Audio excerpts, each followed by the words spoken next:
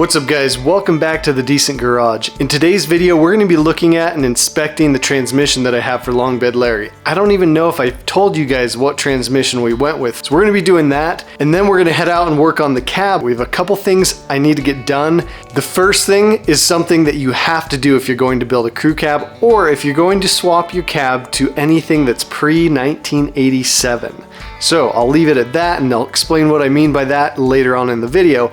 After that, we have a couple cracks in the cab that we need to address. I'm going to show you the best way to address some of those stress cracks and how to fix them pretty easily, and then the cab will be almost ready to be prepped for paint. We're getting there, guys. Let's check out the transmission.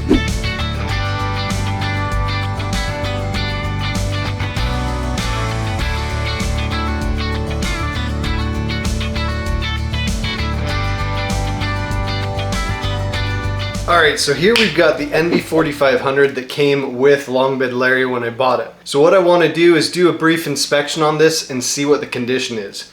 I have already shifted it through all the gears and both the input and the output shafts spin perfectly. First, we're going to take the top cover off and just check it all out. I haven't drained the fluid because if the fluid's good and if there's no issues, we're probably just going to run that fluid because the fluid for these is quite expensive.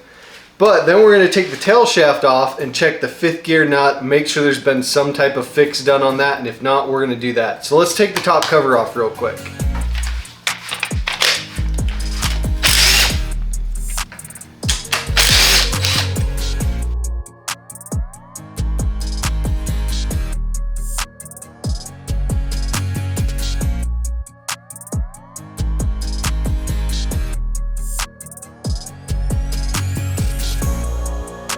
All right, let's pop the cover off.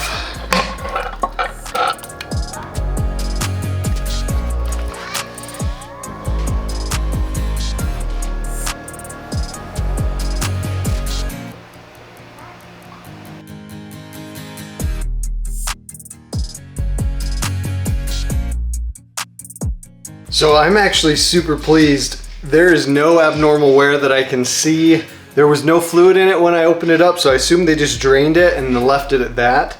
But looking in there, it looks super clean.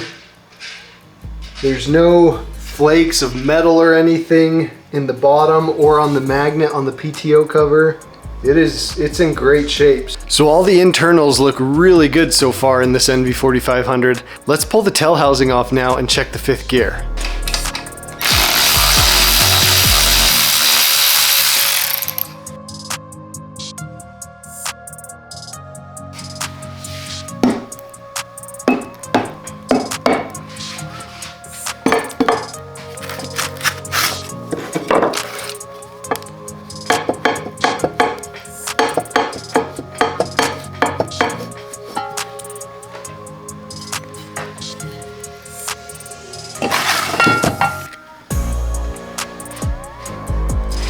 Oh.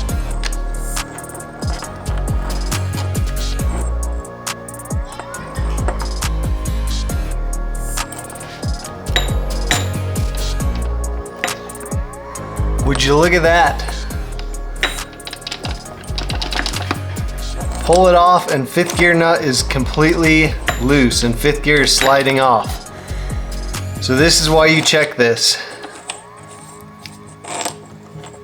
This nut doesn't even have any splines on it, so I'm not even sure what's going on. If they came off, I don't know. I need to look into this more, but anyways, glad we pulled this out.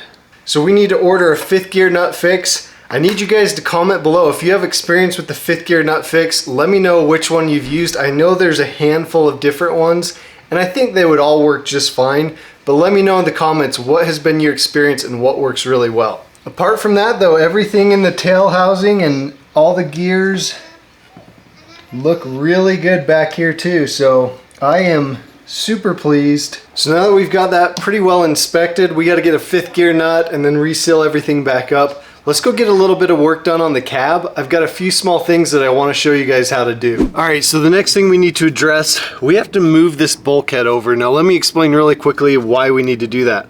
So prior to, I believe, 1987, they didn't use hydraulic clutches on these Dodges. So the bulkhead was actually too far toward the center of the truck. So if we're gonna put a hydraulic clutch in, it's gonna need to go about right here. So we've got to move the bulkhead over to make room for that hydraulic clutch master cylinder. All right, so now I've got this marked out. It's all a perfect rectangle. So what I'm gonna do is just cut this out, and we're just gonna flip it around so the bulkhead's over here. Then we'll have room right here to do our hydraulics for our master cylinder.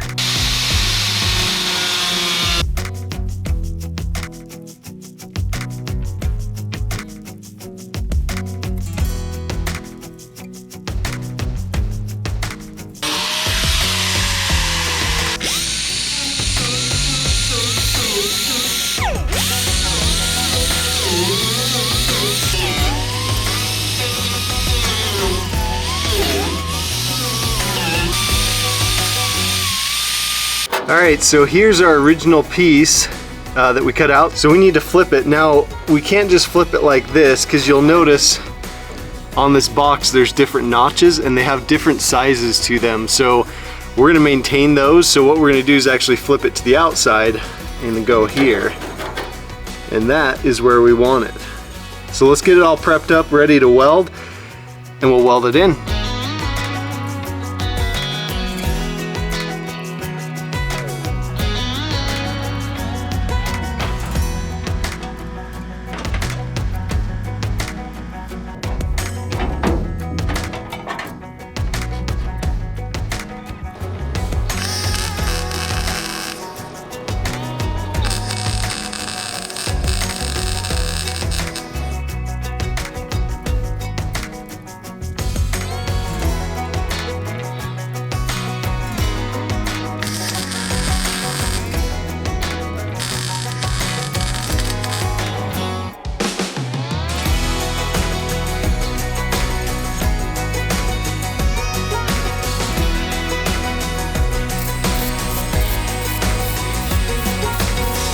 Alright, we got that all tacked in place. I'm gonna let the welds cool, and then we're gonna grind them down and just throw some paint over it, and that'll be good to go. So that's pretty easy. I gotta say, I love this Yes welder. Last time I did something like this, I was using my Lincoln 110, and it just kept burning through. Another thing you'll notice is everywhere I went to weld, I put a piece of copper behind it so it will absorb a lot of the heat and not just burn the edges of the metal. It's really hard to butt weld thin metal like this unless you've got that copper behind it. So I have a copper plate and a little magnet copper thing that I use as well, and that helped a ton.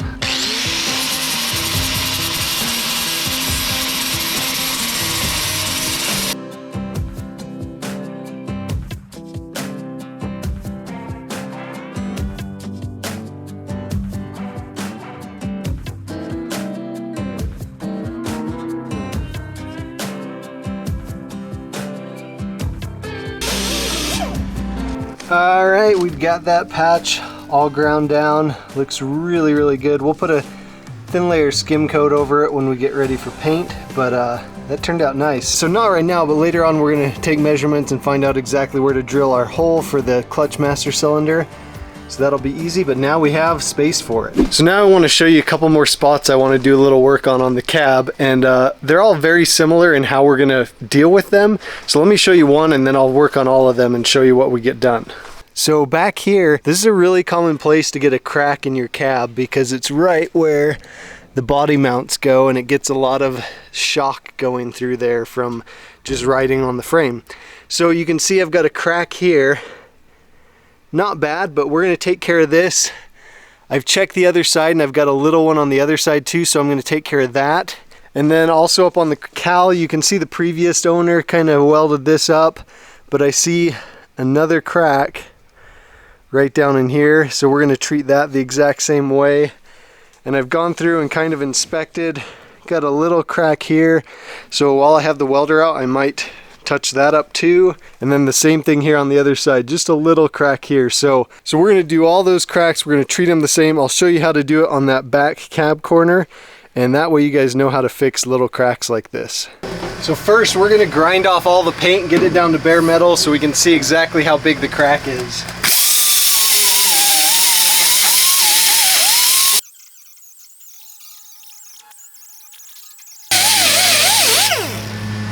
Alright, here we can see the extent of the crack. It looks like it ends about right there. So here's what I'm going to do. I've got my little punch. I'm gonna put a punch right at the end.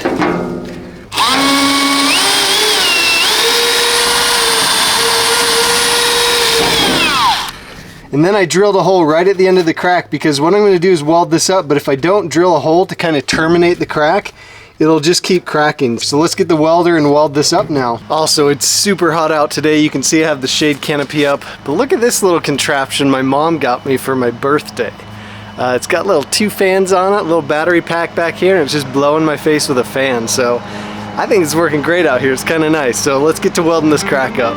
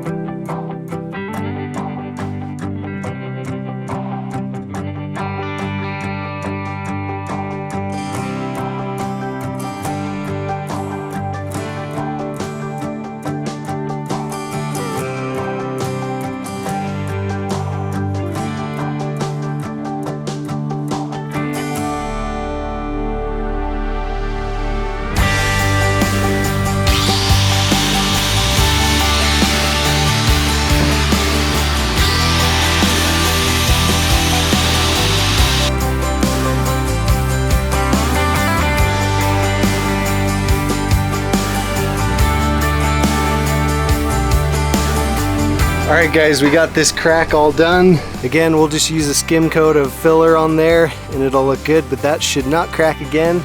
We got that spot done over there too. We also got this spot on the cowl done. We got this spot and right here on the cowl. I haven't ground that yet because if I grind this, we're gonna put holes in the sunshade. So I'm gonna grind that later. Same thing right here, and then same thing right here. So that was pretty straightforward. It feels good to get a lot of the little tiny details done on the cab so we can start prepping for paint, but it's a tedious process. All right guys, there we have it. We got a bunch of cracks fixed. We got the firewall fixed for the bulkhead so we can mount our clutch master cylinder. We inspected the NV4500 and we know we have issues. Comment below and let me know what you guys think we should do with the NV4500. I'm gonna order parts as soon as this video goes out so we can get going on that. That'll probably be what we're doing in the next video unless the parts don't show up. So we're making good progress on this. We have the road to 600 on the OG crew cab. I've got a dyno lined up for 2 weeks from now. So we're gonna be doing that. We got tons of stuff going on. Thanks for the support and we'll see you guys in the next video.